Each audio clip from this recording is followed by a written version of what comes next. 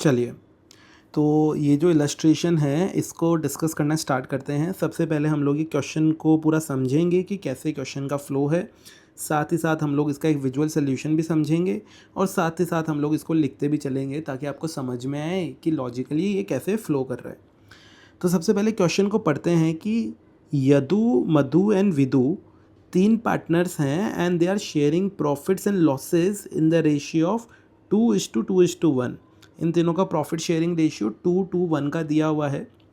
साथ ही साथ बताया हुआ है there are fixed capitals on April 1, 2019 were as follows. उनके कुछ तो फिक्स्ड कैपिटल है। 1 अप्रैल को यदु की 5 लाख बिजनेस में है, मधु की 4 लाख है एंड विदु की 3.5 लाख है। अगर आप इसको देखेंगे तो देखिए ऐसा हो सकता है कि भाई इन्होंने जो कैपिटल लगाई थी उसका रेशियो आप ऐसे बोल सकते हैं कि यार वो रेशियो जो है बिज़नेस में कैपिटल लगाने का वो तो 50:40:35 है। बट उनका प्रॉफिट शेयरिंग रेशियो जो है वो अलग है। प्रॉफिट शेयरिंग रेशियो जो है वो कैपिटल इंट्रोडक्शन से अलग हो सकता है, क्योंकि ऐसा पॉसिबल है कि ये जो यदु एंड मधु है ये इक्वल एफर्ट्स बिजनेस में लगा रहे हों। पैसे अलग अलग लगाए हैं वो अलग बात हो सकती है, बट एफर्ट्स इक्वल लगा रहे हैं। दोनों सुबह 10 बजे आते हैं, शाम को 8 बजे जाते हैं, तो उनका जो प्रॉफिट शेयरिंग रेशियो है वो 2:2 है दोनों का, राइट। तो अलग अलग रीजंस हो सकते हैं कि प्रॉफिट शेयरिंग रेशियो जो है वो कैपिटल इंट्रोडक्शन से अलग हो सकता है। This is what I am trying to say. फिर उसके बाद में अगर आगे पढ़ते हैं, as per the partnership deed the partners are entitled to a interest on capital at 5%। ये जो पार्टनर्स है इनको 5% इंटरेस्ट ऑन कैपिटल मिलेगा, मतलब जो भी इन्होंने पैसा बिजनेस में लगाया है उसके ऊपर कैपिटल पे इंटरेस्ट मिलेगा। एंड साथ ही साथ यदु जो है उसको अपने लोग पे करेंगे सैलरी ऑफ 2000 पर मंथ। तो अगर 2000 पर मंथ यदु की सैलरी है और आप बोलेंगे साल में 12 महीने होते हैं, तो 12 महीनों के अंदर जो टोटल इसकी सैलरी हो गई वो हो गई 24,000 रुपीज़। फिर बोलते हैं कि Vidu would be receiving a commission of ₹18,000। जो विदु है उनको 18,000 का कमीशन मिलेगा, क्योंकि वो कुछ तो बिजनेस में सेल कर रहे होंगे या फिर एक्टिवली कुछ तो ऐसे काम में इंगेज्ड हैं। उसके बाद सबसे इंपॉर्टेंट लाइन इस क्वेश्चन की बताई गई है जो कि है net losses of the firm as per profit and loss account for the year ending 31 March amounting to ₹75,000 on the basis of above information. ये आगे की लाइन है, बट सबसे इंपॉर्टेंट इन्होंने क्या बोला कि इनका जो नेट लॉसेज है कितना है। इनका जो नेट लॉसेज है वो है 75,000। अब देखिए ये जो नेट लॉस है आपको लॉजिकली मैं आपको बताता हूँ कि होता क्या है।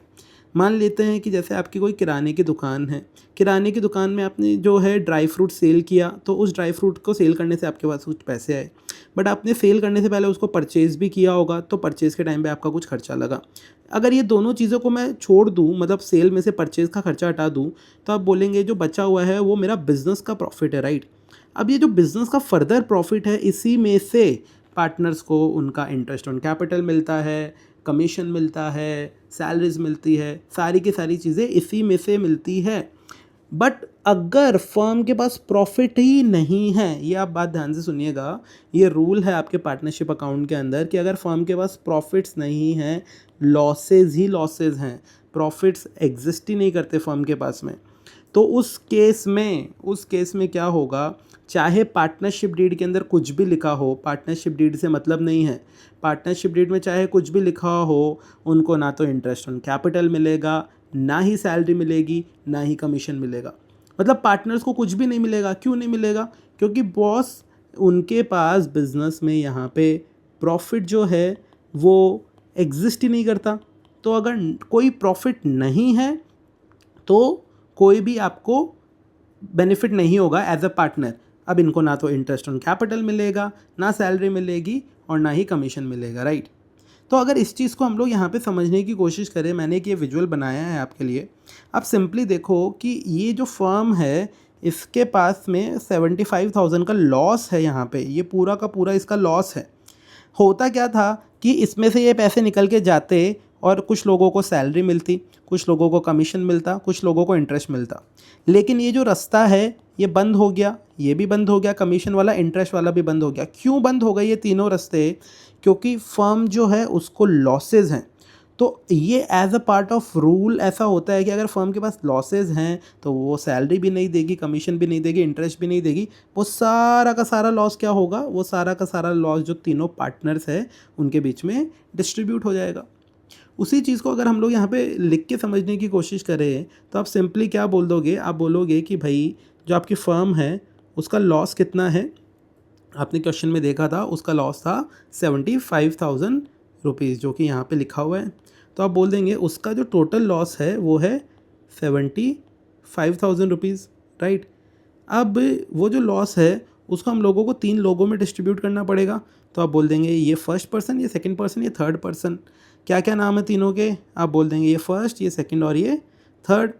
उनके नाम क्या क्या है अपने लोग बताएंगे, यदु, मधु एंड विदु।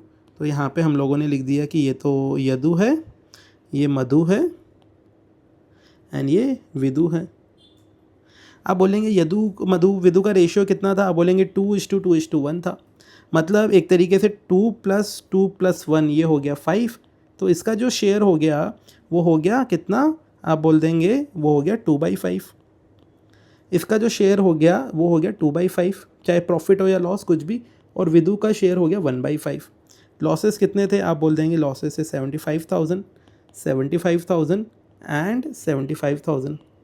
तो अगर आपको कोई बोले कि ये नंबर क्या आएगा इनका, तो आप फाइनली बोलेंगे मैं इसको कैलकुलेट कर रहा हूँ, आप भी अपना डायरेक्ट कैलकुलेशन कर सकते हैं, इतना कोई कॉम्प्लेक्स कैलकुलेशन नहीं है। बट 2/5 इंटू 75,000, तो आप बोल देंगे जो यदु है उसके पास में जो लॉसेस का अमाउंट आया 30,000 लॉस उसके अकाउंट में जाएगा।